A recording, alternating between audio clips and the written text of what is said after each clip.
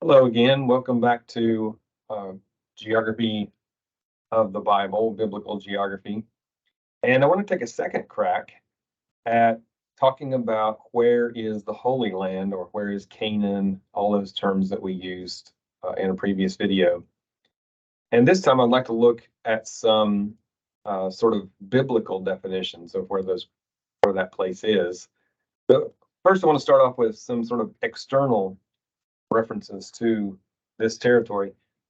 In antiquity, it seems that the surrounding peoples recognized this region as a separate and distinct region. And so let me share my screen here. So let's talk about how the Bible defines the Holy Land. But first, the external references to the region. And we've talked about calling this place Canaan, the Holy Land, Palestine, the southern Levant, or part of the Fertile Crescent.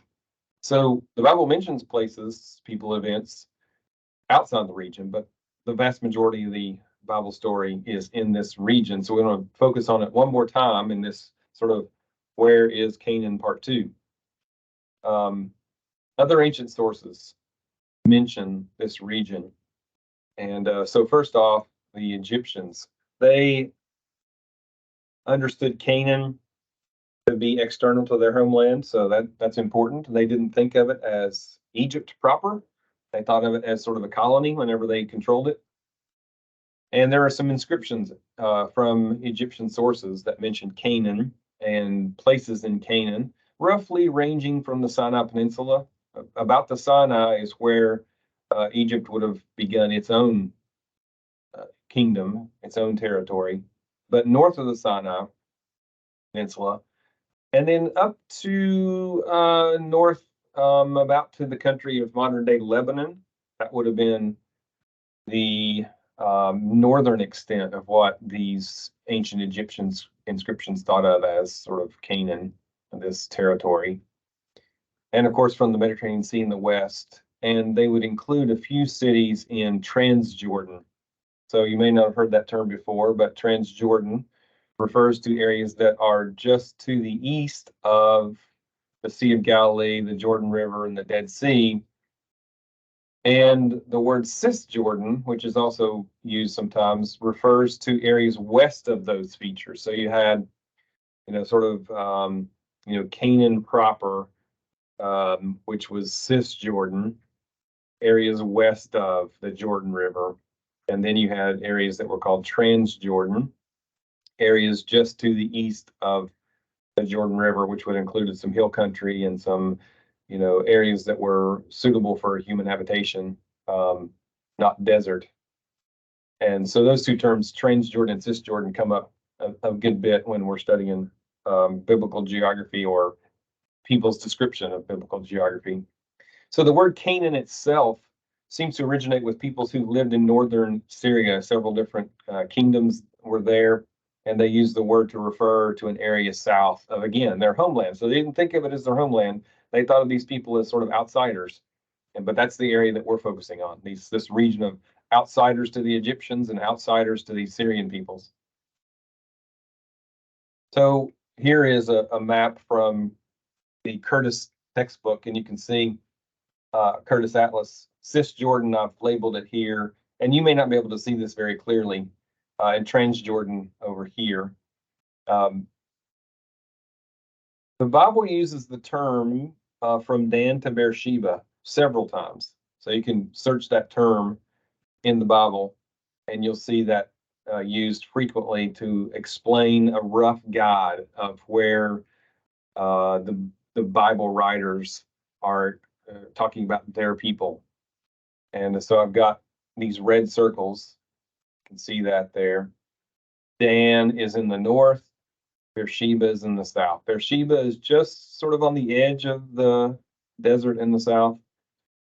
South of Beersheba, it becomes very desert. Dan is in the hills far to the north, a good bit north of the Sea of Galilee, a couple hours drive, maybe an hour drive from the Sea of Galilee in modern terms. So that was sort of the way the Bible writers described their region. Dan to Beersheba. In Judges chapter 20, verse 1, then all of Israel from Dan to Beersheba and from the land of Gilead came together as one and assembled before the Lord in Mizpah. So Dan to Beersheba and Gilead would have referred to as this Transjordan area just to the east of the Jordan River. In 1 Samuel chapter 3, verse 20, and all Israel from Dan to Beersheba recognized that Samuel was attested as a prophet. So just a shorthand way of describing the area of interest to the Bible writers. The phrase probably refers to the Cisjordan, probably excludes the Transjordan, as I mentioned in Judges chapter 20. It says, yeah, from Dan to Beersheba and also from some Transjordan areas. And so sometimes the Bible will include the Transjordan as part of the homeland of Israel. For example, Deuteronomy chapter 2, verse 8. So at that time, we took from these two kings of the Amorites the territory east of the Jordan, from the Arnon Gorge as far as Mount Hermon. So I've got those places with black circles. So the Arnon Gorge is this wadi. So a wadi is a riverbed that is dry most of the year, but in the wet season, it runs with water. So the wadi, the Arnon Gorge. So it would have been, a gorge formed by erosion of this river. Here in the south, near the Dead Sea, that drains actually into the Dead Sea, and Mount Hermon, far to the north up here. So again, that's kind of the way the Bible writers thought of this area that we're calling Canaan. They call it Canaan as well. So this region, though, became larger during the kingdom period. So King Saul, then King David, and then King Solomon expanded the territory of control. And so this map here on the right shows you the maximum extent that was controlled by King Solomon. And there's a verse here, 1 Kings chapter 4, verse 24. For he ruled over all the kingdoms west of the Euphrates River, from Tiphsah to Gaza, and had peace on all sides. So here's Tiphsah in the far north on the Euphrates, and Gaza far to the south. Now, whether there was sort of direct control, I don't think there was, based on what I've read.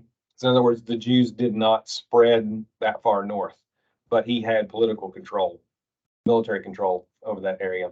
Solomon did. And then it says in the 1 Kings chapter 9, King Solomon also built ships at Ezion-Geber, which is near Elath and Edom on the shore of the Red Sea. So here, far to the south, I don't know if I have it. Yeah, here we go. A little black circle. Ezion-Geber is on the Red Sea, this little arm of the Red Sea.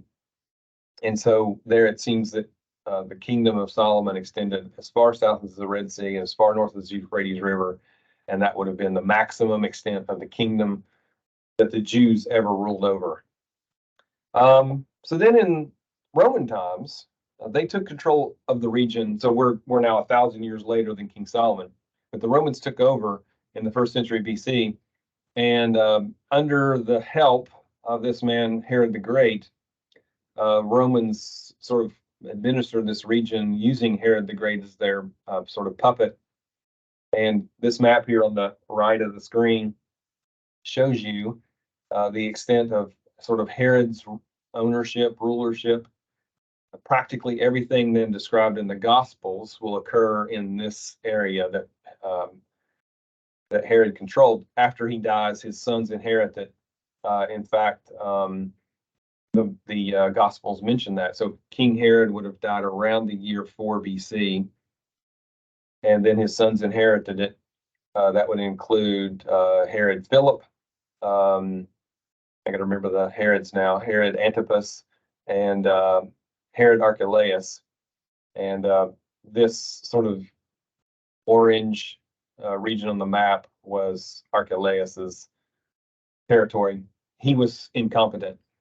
And so the Romans kicked him out, and they sent their own Roman guy to take over this area in orange, which was kind of the main heartland of the Jewish territories still by Roman times.